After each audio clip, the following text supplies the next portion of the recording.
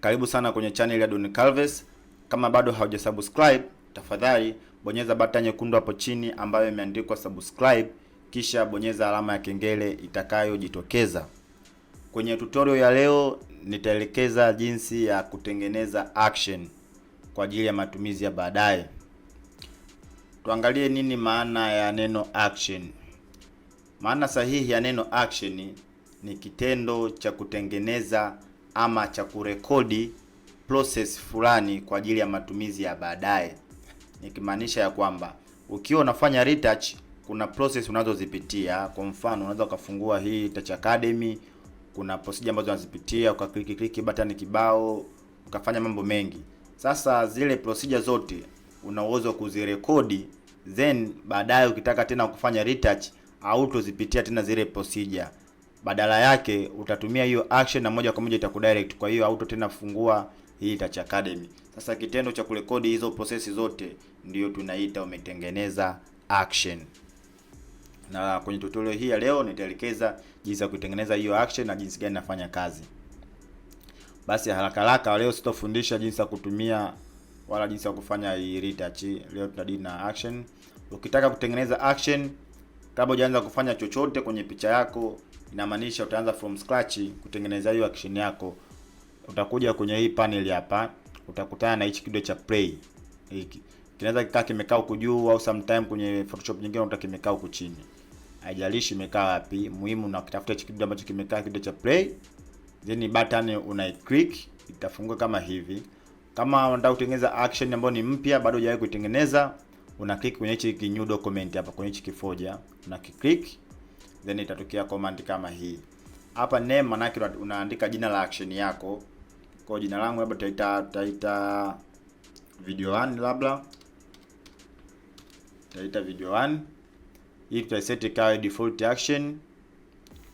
Function key maana yake ni kwamba je, ukibonyeza shortcut gani action yako ije. Sasa hapa mimi nitaselect F6 labda.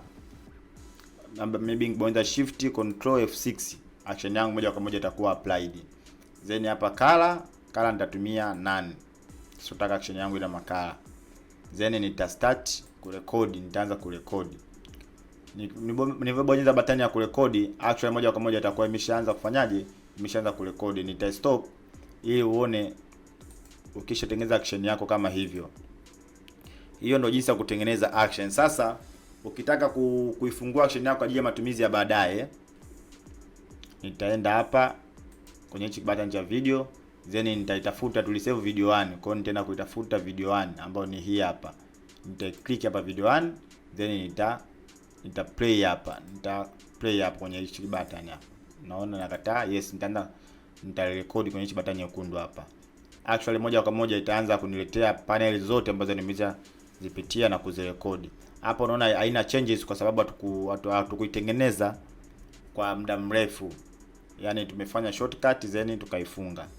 Kwa hiyo nikitaka nianza kuirekodi ndo kama hivi.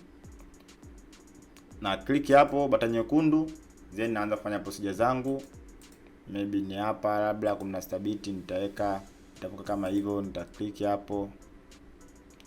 Nitafungua, nitaenda kwenye image mode, maybe nitaka kuna stability.